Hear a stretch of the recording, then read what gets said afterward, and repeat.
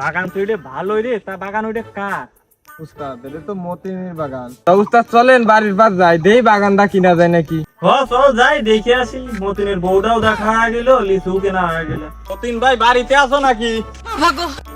এই ওয়ার টাইমে আবার ডাহা ডাহি করে কিনা রে? এগো বাবু তুমি এই রোদ পড়া ঠাটার মধ্যে এইভাবে ডাকতেছো? মতিন ভাই আমরাই। ও তুরা, তা কি দরকার রে? দরকার তো আছে, তা চলেন ভিতরে যাই, ভাবি রাতের শরবত খাওয়ার গল্প করি। এই না বেতাল কুম্পার, তোর ভাবি বাড়িতে নাই, বাপের বাড়ি গেছে। ও আচ্ছা, কই গো তাড়াতাড়ি আসো। ওই যে ভাবির কণ্ঠ মনে হইলো। হ্যাঁ উস্তাদ হ্যাঁ। দেখো দেখি মহিলাটা কথা করার টাইম পেলে না, ওই তোদের ভাবি বাড়িতে নাই, যা যা যা। ওই দেখো ভাই দেখি রাইগে গেছে।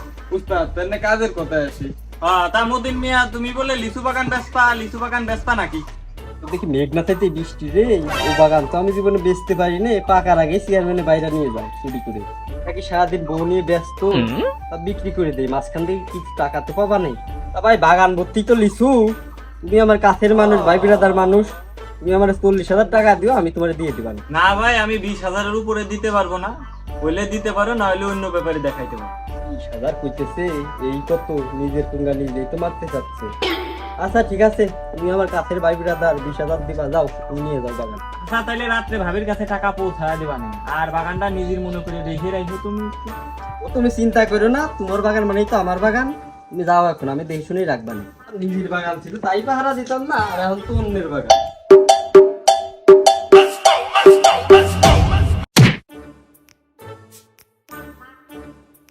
কিরে আমার কাছে আম পড়লো, তাও কাঁচা আম, ব্যাপারটা তো মোটেও ভালো না। ইয়ারে এটা তো চেয়ারম্যানের বাইরা, ইয়ার তো কিছু কোয়া যাবে না। আম খাইতে পারি বা না পারি, ওদের কিছু বললে দেখা গেল পরে গাছ কেটে নিয়ে গেল। এ বিলু, কিছু কলি মনে হইলো?